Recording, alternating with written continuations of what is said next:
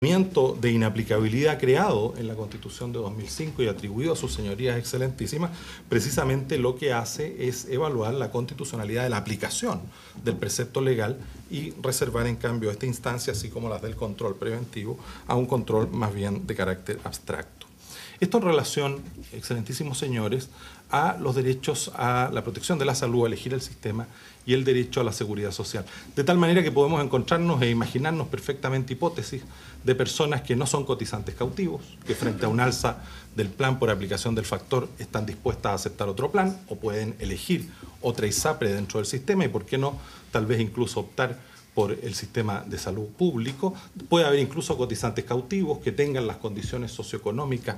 suficientes y sin mayor dificultad para poder cubrir un alza del plan y no tengan o no sometan a cuestionamiento el factor o los resultados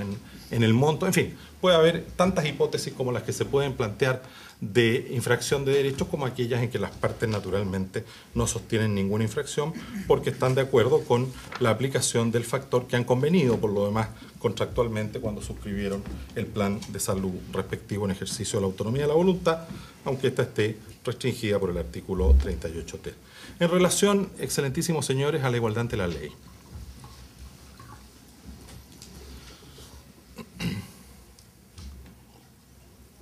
Que no había sido causal para acoger las primeras inaplicabilidades, sino solo la última, que se acoge por este aspecto, la del rol 1273. Uno puede preguntarse, me parece, primero, si lo que hace el artículo 38 ter es diferenciar, y por lo tanto si diferencia razonablemente o no, si infringe o no el 19 número 2, o si el artículo 38 ter iguala, y se iguala de manera arbitraria o iguala de manera razonable. Yo creo que el artículo 38 ter, como lo expusimos en alguna de las inaplicabilidades, hace ambas cosas. En algunos aspectos iguala, en otros aspectos diferencia. Y de lo que se trata, por lo tanto, es de resolver si hay ahí o no una diferencia justificada o razonable, o si esa diferencia es arbitraria. Desde luego, y esto me parece importante en el contexto del control abstracto, la Constitución no prohíbe el empleo de factores o criterios para establecer reglas de igualdad o de diferenciación, como sí lo pueden hacer o lo hacen a lo mejor constituciones en el derecho comparado. De tal manera que no está prohibido por la Constitución en ninguna esfera, sin perjuicio de alguna norma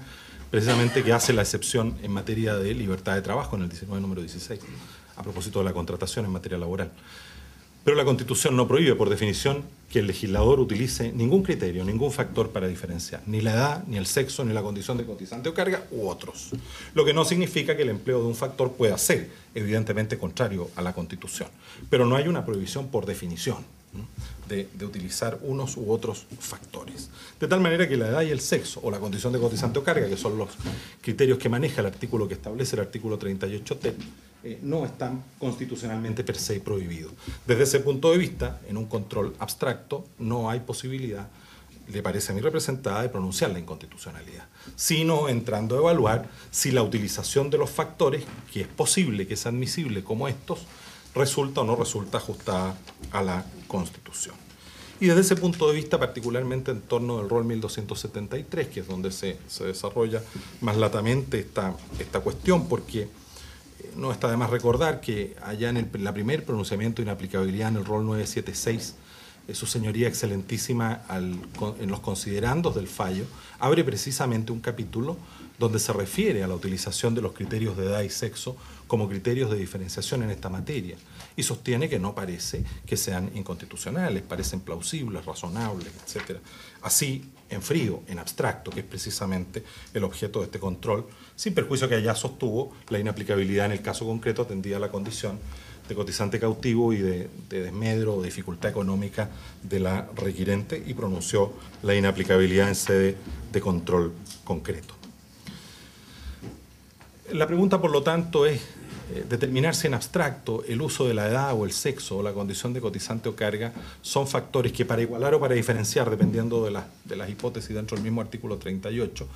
son arbitrarias o no son factores arbitrarios.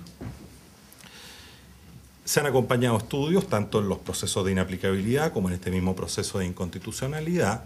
que demuestran, y me parece a mí que más allá de los estudios constituye un hecho público y notorio, que el sexo y la edad son factores relevantes a la hora de determinar el costo de un plan de salud de una persona, de un grupo de personas o de un conjunto, incluso de la sociedad, para efectos, por ejemplo, de la determinación de políticas públicas por parte del legislador o de las autoridades administrativas.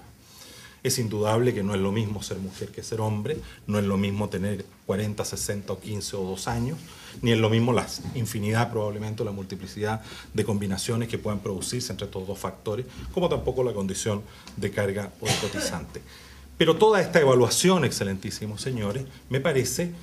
no conduce a una manifiesta incompatibilidad del enunciado normativo del artículo 38 ter con las garantías constitucionales que se están examinando. Cuestión distinta es entrar probablemente, no probablemente, así lo ha entendido su señoría, entrar al análisis del caso concreto, donde las condiciones particulares pueden tornar a lo mejor efectivamente que la aplicación del factor por edad, donde la edad puede no ser relevante, sin embargo importe un aumento del plan, como podría también y ocurre importar una disminución en el plan, o que la aplicación del factor sexo resulte irrelevante, por ejemplo, como puede haber otros casos, insisto, en que ello sí sea relevante. Tiene esto que ver, y voy terminando, señor presidente, tiene esto que ver en realidad con los criterios a través de los cuales se articula en el control de constitucionalidad y en el razonamiento judicial del control de constitucionalidad el principio de igualdad ante la ley. Porque tiene que ver con el examen de proporcionalidad, de idoneidad, que se aplica en el rol 1273, que está presente en el rol 1273, pero que nos parece es un criterio,